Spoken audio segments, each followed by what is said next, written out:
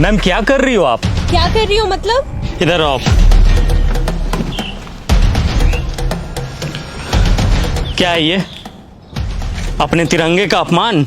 मैंने नहीं रखा इसे। हिंदुस्तानी फौजी की आंखें बाज से भी ज्यादा तेज होती है। चलो मान लिया आपने इस झंडे को यहाँ नहीं फेंका, पर उठा तो सकती थी ना। ओ फौजी तुम ज्यादा ज्ञान मत दे, औकात में रह अपनी। अपनी औकात में ही हूँ।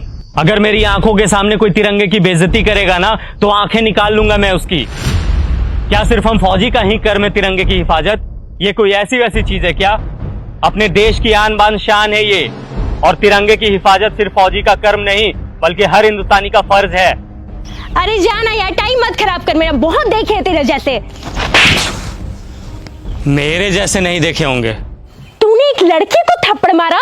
लड़की को नहीं मारा बल्कि बदतमीज लड़की को मारा। हमें यह नहीं सिखाया जाता कि किसी बेगुनाह इंसान पे अपना हाथ भी उठाया जाए, लेकिन इतना तो तुम्हें भी पता होगा कि अगर कोई इंसान हमारे तिरंगे की तरफ आंख उठा करके भी देखेगा तो हिंदुस्तानी फौजी आंखें निकाल लेगा उसकी। फौजी होने का बड़ा घमंड है तुझे, औकात ही क्या है तुम्हारी? घमंड नहीं, फौजी होने का बहुत ही ज्यादा घमंड है मुझे, और इतनी औकात ही मेरी काफी है। तुम जैसे लोग ना 25-30 हजार की नौकरी करके ही खत्म हो जाते हो, और देख मेरी औकात, 10 लाख की गाड़ी में घूमती हूँ। तुम घूमो 10 लाख की गाड़ी में, हमें 50 डिग्री गर्मी, -50 डिग्री ठंडी, तेज बारिश में भी बॉर्डर पे खड़े होकर अपने देश के लिए हंसते हंसते सीने पे गोली खाने में फक्र महसूस होता है। यही हमें सुकून देता है। तुम क्या जानो असली देशभक्त होता क्या है? सुन, अब बहुत हो रहा है तेरा।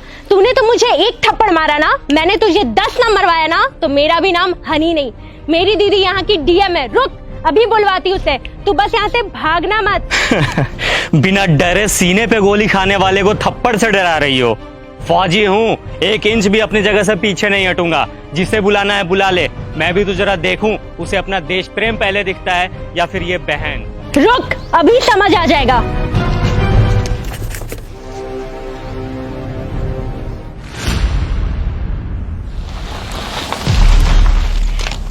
दीदी, यही है वो इंसान जिसने मुझे थप्पड़ मारा है। कितना मारा? एक, वो भी बहुत जोर का। कम ही मारा था। तुम एक फौजी के बारे में बुरा भला बोल रही हो, समझ में आता है ये कौन है? मैम सॉरी, बट शायद आपकी बहन कुछ ज्यादा ही मॉडर्न है। इसे तिरंगे की वैल्यू समझाने की जरूरत है। इसने ये तिरंगा इधर फेंका और जा रही थी। वो फट गया तो तू रख के क्या करती? अच्छा, फट गया था। 1 मिनट मैम।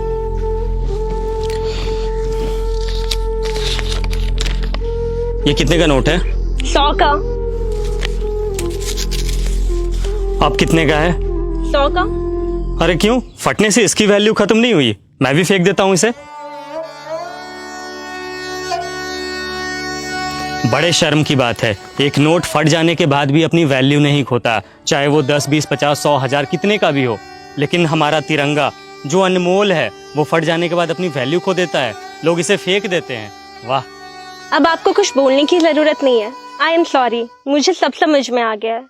अफसोस कि तुम्हें अब समझ आया, जबकि अपने तिरंगे की कद्र करना ये कोई समझाने की बात ही नहीं है। हम फौजी जब तुम लोगों की सुरक्षा में 20-20 किलो का वजन लेकर हमेशा खड़े रह सकते हैं, तो क्या तुम लोग एक तिरंगा नहीं संभाल सकते हम लोगों के लिए, अपने देश के लिए?